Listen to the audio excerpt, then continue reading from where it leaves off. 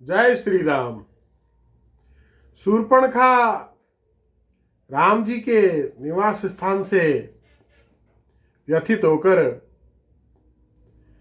अपने भाई खर के पास पहुंची, जो वहीं जन स्थान में राजसभा स्थापित कर अपनी राजधानी की भांति उस स्थान का उपयोग करते हुए वहीं निवास कर रहा था। खर ने शूर्पणखा के कहने पर 14 राक्षसों को भेजा कि जाओ और राम लक्ष्मण का वध कर दो। खर के भेजे हुए 14 राक्षसों को मेरे स्वामी प्रभु श्री राम ने काल के गाल में भेज दिया। बोल राजा रामचंद्र देव की जय। अब शूर्पणखा दौड़ी दौड़ी गई और जाकर खर को कहा कि वह 14 राक्षस तो मारे गए। आगे देखिए, शूर्पणखा कहती हैं, रामेण यदि शक्तिस्ते तेजो वास्ति निशाचर दंडकारण्य निलयम जही राक्षस कंटकम। हे राक्षस राज, तुम में शक्ति और तेज हो तो उन्हें मार डालो, क्योंकि दंडकारण्य में घर बनाकर रहने वाले राम राक्षसों के लिए कंटक हैं। अब देखिए, दंडकारण्य में रहने वाले राम राक्षसों के लिए कंटक हैं।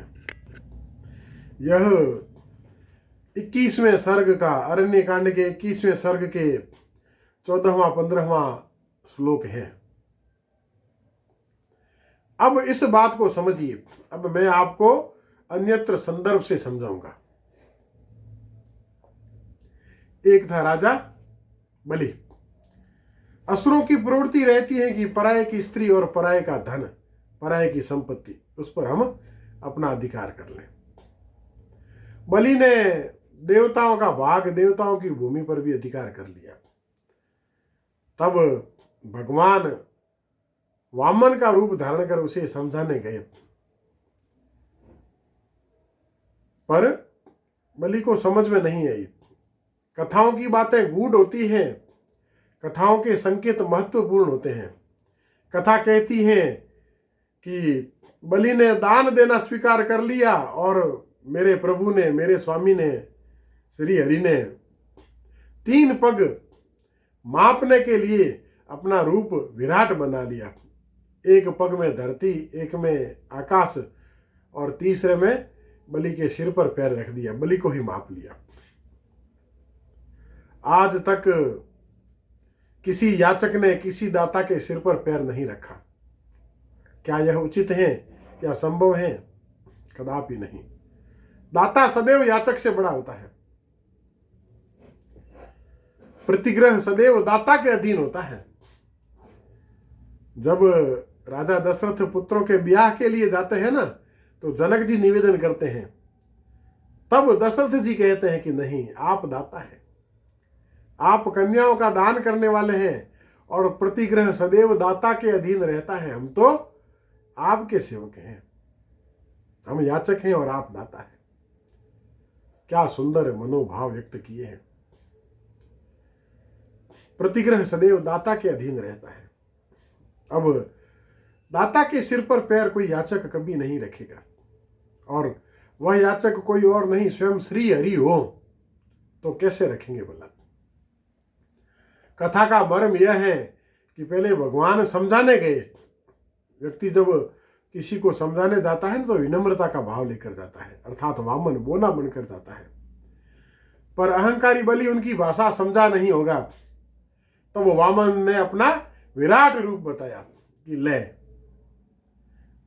तू सीधी बात नहीं समझा तो अब तेरे सिर पर पैर रखकर भी मैं देवताओं का भाग तुझसे ले लूंगा और तुझे रसातल में भेज दूंगा। यह मर्म है। जो विराट का स्वरूप धारण कर सकते हैं, जो स्वयं विराट हैं, उन्हें भला याचक बनने की आवश्यकता क्या है? वह मात्र समझाने गए हैं और असुरों को समझ नहीं आती हैं सीधी बातें। उन्हें पदाक्रांत होना पड़ता है। यही असुरों की प्रवृत्ति है। जो लोग सोचते हैं कि हम असुरों को साम से दाम से समझा लेंगे और वह समझ जाएंगे अनीति, अनाचार, दुराचार, पराये की भूमि पर कब्जा करने की प्रवृत्ति का त्याग कर देंगे, तो यह संभव नहीं है। असुरों की एक ही गति है, उन्हें पैरों के तलों से रौंद देना चाहिए। यही श्री हरि ने करके दिखाया है। अब उस कथा में आगे क्या कहते हैं? कहा जाता है कि श्री हरि ने रसातल में बलि को भेज दिया और हरि उसके द्वारपाल बन गए। द्वारपाल अर्थात उन्होंने वह सीमा रेखा खींची, वह नियम, वह संधि बांध दी कि राक्षस रसातल से बाहर नहीं निकलेंगे और देवता रसातल पर अधिकार करने नहीं जाएंगे। दोनों की सीमाएं निश्चित कर दी। यह है भगवान का द्वारपाल होने का मर्म। दोनों के द्वार निश्चित कर दिए गए। बलि तक तो वह व्यवस्था चली। आगे की पीढ़ियां, 3 भाई थे, माली, माल्यवान और सुमाली, वह निकल गए। उन्होंने वह मर्यादा तोड़ दी। असुर अधिक समय तक टिकते नहीं हैं और उन्होंने लंका तक अपनी सत्ता स्थापित करने का प्रयास कर लिया। जब कुबेर से वह पराजित हो गए, तब सुमाली की पुत्री कैकसी को तैयार किया गया कि जाओ और कुबेर के पिता का तेज अंश लेकर आओ। उसी से जो पुत्र होगा वही कुबेर को पराजित करेगा। और कैकसी ने महर्षि विश्रवा की सेवा की। प्रसन्न होकर विश्रवा ने वचन दे दिया और वचन के फलस्वरूप रावण और कुंभकर्ण का जन्म हुआ। रावण ने कुबेर से लंका छीन ली। कुबेर का भाई था इसलिए बलवान था। अब रावण का राज लंका में स्थिर हो गया। रावण लंका में स्थिर है। रावण का सामर्थ्य नहीं है बाहर निकले। पर असुर क्या करते हैं? दूसरे के भाग का अपहरण करने का प्रयास करते हैं, पराई भूमि का अपहरण करने का यत्न करते हैं। तो लंका से आगे बढ़कर उन्होंने जनस्थान क्षेत्र, वर्तमान नासिक विदर्भ का क्षेत्र, वहां तक अपनी सत्ता स्थापित कर ली और रावण के सामंत के रूप में खर वहां का राजा बना हुआ है। वहां तक उनकी स्पष्ट सत्ता है। अब उनका साहस कितना बढ़ा हुआ है देखिए। महर्षि विश्वामित्र यज्ञ कर रहे हैं गंगा के उत्तर में। वहां तक खर के भेजे हुए अनुचर जाते हैं, रावण के भेजे हुए अनुचर जाते हैं और यज्ञ भ्रष्ट कर रहे हैं। अर्थात वह धीरे धीरे संपूर्ण आर्यावर्त को आच्छादित करने के प्रयास में लगे हुए हैं। धरती के सम्राट हैं इक्ष्वाकु वंशीय क्षत्रिय। रघु के पश्चात के राजा शिथिल पड़ गए। अज और दशरथ उदासीन रहे। राजा दशरथ थे, दशरथ उदासीन रहे, तभी तो विश्वामित्र के यज्ञ कुंड तक, यज्ञ मंडप तक असुरों की पहुंच हो गई। पर विश्वामित्र भविष्य के जानकार हैं, देवज्ञ हैं।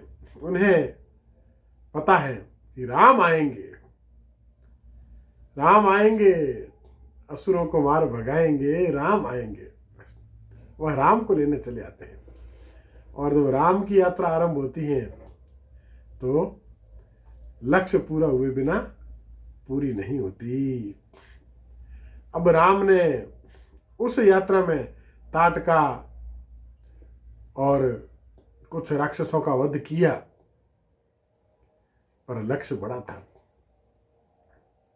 देवयोग से राम को वनवास हो गया और राम वन में आए।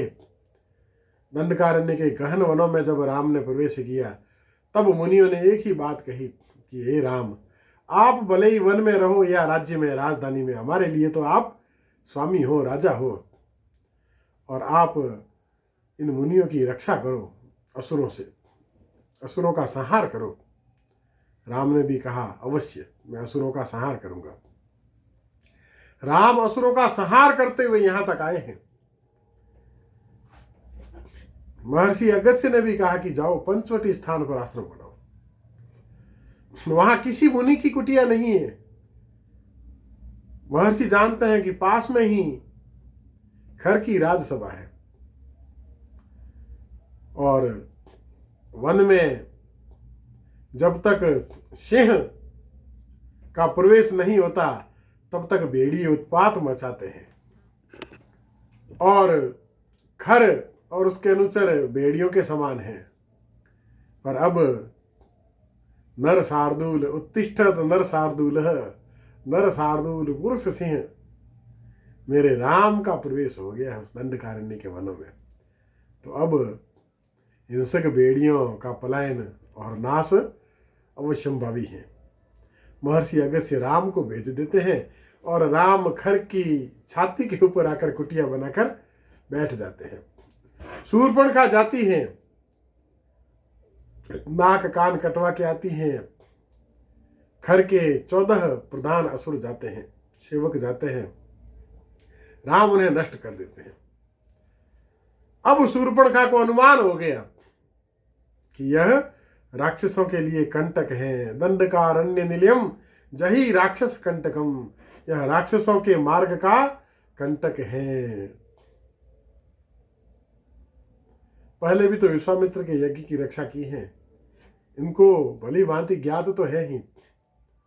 वह कहती हैं कि दशरथ के पुत्र हैं, गंधर्वों के समान रूपवान, देवताओं के समान तेज से संपन्न राम और लक्ष्मण, और वैसी ही उनकी पत्नी, नष्ट कर दो उन्हें। यह स्थिति, यह विचार देखिए। राम निकले हैं भूमि को मुक्त करने, भारतवर्ष को आसुरी तांडव से मुक्त करने। और जब राम आगे बढ़ते हैं, राम की प्रवृत्ति क्या है? ग्रह भेदन कर शत्रु का विनाश करना। घर में घुसकर मारते हैं राम, प्रतीक्षा नहीं करते हैं। इसीलिए राम राम है। जैसे सूर्य बढ़ता है और चढ़ता चला जाता है, वैसे ही मेरे राम सूर्य के अंश और वंश में उत्पन्न हुए मेरे राम सूर्य की भांति आगे बढ़ते हैं। और जिसी प्रकार सूर्य की भांति सूर्य से दृष्टि मिलाने वाला चकाचौंध से अंधा हो जाता है, वैसे ही राम के समक्ष आने वाला राम के तेज से नाश को प्राप्त हो जाता है। जो शरणागति लेते हैं वह तर जाते हैं और जो विरोध करते हैं वह मर जाते हैं। बस यही मेरे राम है। आपको तरना है या मरना है? राम विरोधन उबरसी शरण विष्णु अज ईश। कितनी सुंदर बात कही है महर्षि तुलसीदास ने। तो यह राम है। 14 राक्षस मारे गए। शूर्पणखा कहती हैं कि दंडकारण्य को राम रूपी कंटक से मुक्त करो, अन्यथा असुरों की गति अवरुद्ध हो जाएगी। देखिए आगे क्या कहती हैं कि राम और लक्ष्मण मनुष्य हैं, यदि उन्हें मारने भी तुम्हारी शक्ति नहीं है और तुम इतने पराक्रम से यदि शून्य हो, तब यहाँ पर रहना, अन्य निर्बल राक्षसों का और पराक्रम शून्य राक्षसों का रहना तो संभव कैसे होगा? देखिए पीड़ा उभर आई। मानुषो तो न शक्नोसी हंतुम वे राम लक्ष्मणो नहीं सत्वस्याल्प वीर्यस्य वासस्ते की दृशस्वित्व। राम तेजो अभिभूतो हित्वं क्षिप्रं विनश्यसि सही तेज समायुक्तो रामो दशरथात्मजः। भ्राता चास्य महावीरो येन चास्मि विरूपिता एवं विलप्य बहुसो राक्षसी प्रदरोदरी।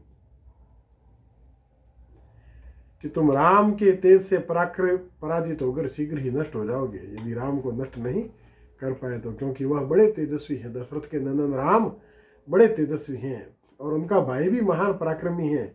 इसने मुझे कुरूप बना दिया। बड़ी डिप्लोमेटिक बातें हो रही है। राम को रोको, राम की यात्रा को, राम के प्रवास को रोको। राम आगे बढ़ गए तो जैसे बढ़ता और चढ़ता हुआ सूर्य अंधकार के साथ व्याधियों का भी नाश कर देता है, भूमि को तपा देता है, वैसे ही आगे बढ़ते हुए राम हमें भी तपा कर जलाकर नष्ट कर देंगे। अब जब खर यह सुनने लगा, उसे बड़ा क्रोध आया और अपनी 14 सहस्त्र असुरों की सेना लेकर राम लक्ष्मण का विनाश करने के लिए आगे बढ़ा। उस समय सूर्य के चारों तरफ अलात चक्र एक घेरे ने सूर्य को घेर लिया और राहु सूर्य को जिस भांति ग्रहित कर लेता है, उसी भांति सूर्य राहु का ग्रास बन गया। बड़े भारी उत्पात होने लगे और सारे ग्रह एक पंक्ति बांध कर खड़े हो गए।